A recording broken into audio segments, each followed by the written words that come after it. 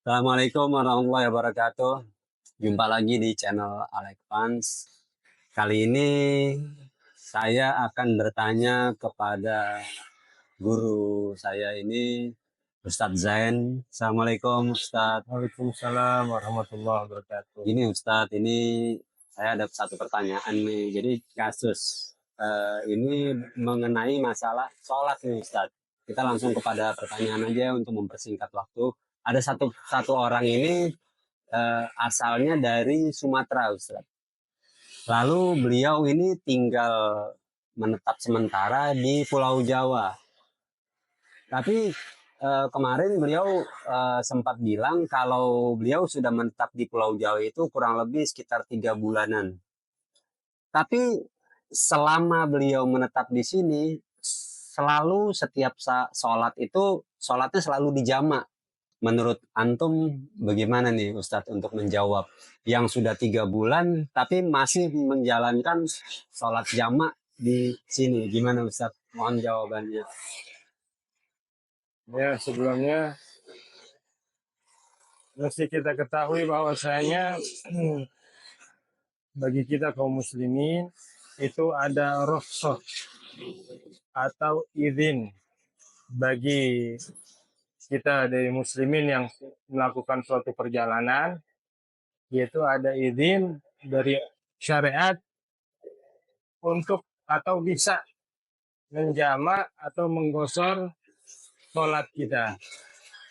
Nah, tapi khususnya ini yaitu sholat rubaiyah. Rubaiyah itu apa? Sholat yang mempunyai 4 rakaat. Nah, izin ini artinya dalam arti bagi kaum muslimin yang sedang melaksanakan perjalanan jauh, itu diperbolehkan di dalam syariat untuk menjama dan juga menggosor. Tapi itu semua harus memenuhi syarat-syarat yang telah ditentukan di dalam syariat. Gitu. Nah, tapi kalau untuk mereka yang di awal perjalanannya atau dalam perjalanannya ke suatu daerah yang jauh lalu niat mugim atau tinggal di daerah tersebut, maka dikatakan bahwasanya itu sudah tidak bisa bagi mereka untuk menjama atau menggosok karena mereka sudah bermukim di tempat tersebut atau tinggal di tempat tersebut. Diperbolehkan itu pun tidak boleh lebih dari 3 atau 4 hari. Setelah itu diwajibkan untuk sholat sebagaimana biasanya. Untuk kasus yang ini nih jatuhnya itu jadi kedudukannya itu jadi batal sholatnya atau gimana Ustadz? Pertama bagi mereka yang sudah lebih dari seminggu atau ini sampai 3 bulan ya berarti jamaknya mereka ini tidak sah. Otomatis kalau misalnya mereka menjamak duhur, menjamak takhir duhur ke asar, maka sholat duhurnya tidak sah. Gitu. Begitu juga sebaliknya. Antum mentakdim asar di duhur, maka sholat asarnya tidak Berarti sah. harus sholat ulang atau gimana? Harus wajib mengkodok sholatnya. Oh gitu. Terus mengenai masalah jarak juga nih Ustadz, yang perlu kita tahu juga nih. Itu karena saya pernah dengar itu ada jarak sekian kilometer kita udah boleh menjamak sholat kita atau mengkosor sholat kita. Mohon penjelasannya Ustadz.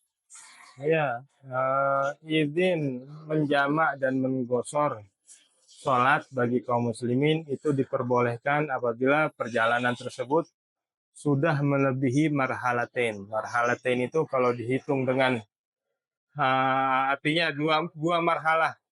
Dua marhalah ini kalau dihitung kilometernya itu kurang lebih 83 sampai 84 kilometer. Lebih dari itu, apabila perjalanannya lebih dari itu, maka diperbolehkan untuk menggosor dan menjamak sholat. Duhur, asar, maghrib, dan isya. Jamak takdim atau jamak takhir. Oke. Sedangkan gosar hanya untuk duhur, asar, dan isya. Nah tadi kan Ustadz bilang ada marhalatain, ada 2 marhalah. Berarti yang satu lagi? Ada namanya itu kalau 2 marhalah dikatakan safar tawil, perjalanan yang jauh. Ada safar gesir, itu perjalanan yang pendek, itu kurang dari 80 kilo, 84 kilo. Oh gitu. Yang dibilang Kalau dihitung jarak, ya berarti itu di bawah 80 kilo. Minimal sampai berapa kilo, Ustaz? Misalnya kita dari orang yang tinggal di Jakarta. Depok Oh, di atau di Depok. Jakarta, Oke. kita melakukan perjalanan misalnya ke Sukabumi. Nah, itu Sukabumi itu kurang lebih kalau dari Jakarta 60 kilo. Itu dibilang perjalanan jauh belum boleh digosor. Tapi kalau untuk perjalanan pendek kurang dari 84 kilo itu diperbolehkan hanya jamak.